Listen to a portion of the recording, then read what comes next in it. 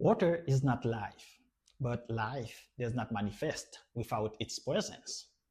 In Genesis 2, this text says, God made the earth and the heavens, but no shrub had yet appeared on the earth, and no plant had yet sprung up, for the Lord God had not sent rain on the earth, and there was no one to work the ground.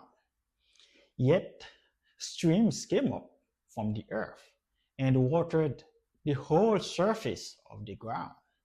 Then the Lord God formed a man from the dust of the ground, the Adamah. We call the Adamah the bearer of life, but the Adamah cannot fulfill that life-bearing role unless it is permeated by water.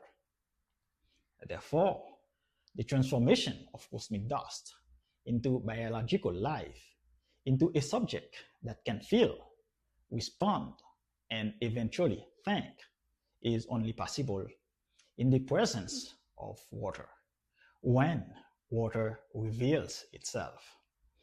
This is what Heidegger would call the poiesis of water, the poietic revelation of water, which is the subject of hydrology.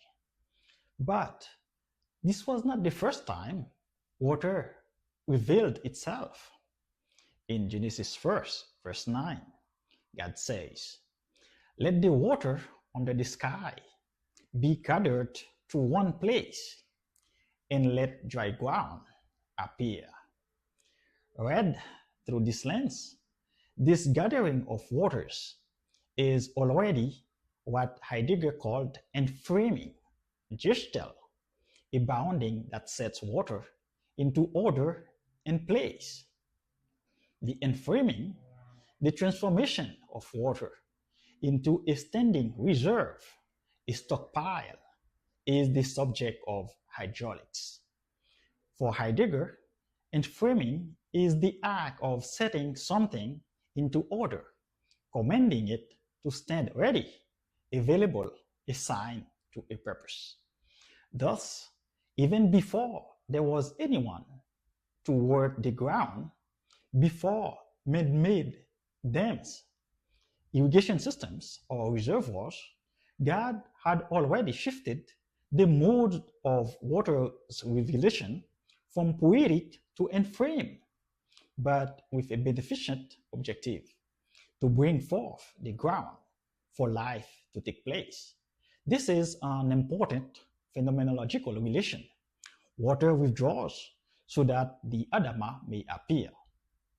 From an agrarian point of view, this was essential because saturated soil is often unproductive, and a controlled dryness allows roots, microbes, and seeds to perform their role. But there is also a third moment of water revelation in the Bible, what we may call a transient enframing of water. In Exodus 14, verse 16, God said to Moses, "Lift up your rod and stretch out your hand over the sea and divide it, and the children of Israel shall go on dry ground through the midst of the sea." In this context, water was temporarily ordered to become a passage. Here, water is neither left to arise on its own, nor permanently transformed into infrastructure. It is commanded, but only for a moment. Hence, we must introduce a new philosophical view of water, Hydro-phenomenology, a discipline that studies how water reveals itself in different modes. Poetically, as the mist that arises on its own, through enframing, when technologies reorder and command water, and through digital infrastructures, when models and sensors allow both poetic and enframed waters to speak back to us. Thus, hydrophenomenology sits at the intersection of hydrology, especially isotope hydrology, socio-hydrology, and hydroinformatics. As we transform our landscapes, as we turn poietic mist into standing reserves, and perhaps one day turn those reserves back into living wetlands, hydrophenomenology must ensure that these transformations are transparent, contestable, reversible, and just. It concerns itself with the predictability in lived experience that follow infrastructural interventions, and with identifying the phenomenological indicators that can detect harm early. It also concerns the configuration of digital tools as companions to foster transparency in water enframing interventions so that communities can contest or authorize transformation before they become irreversible.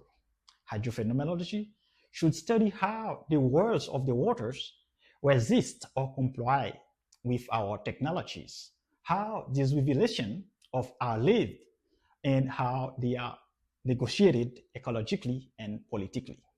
In the Murrumbidgee River Basin in Australia, irrigation was almost non-existent until the 1920s.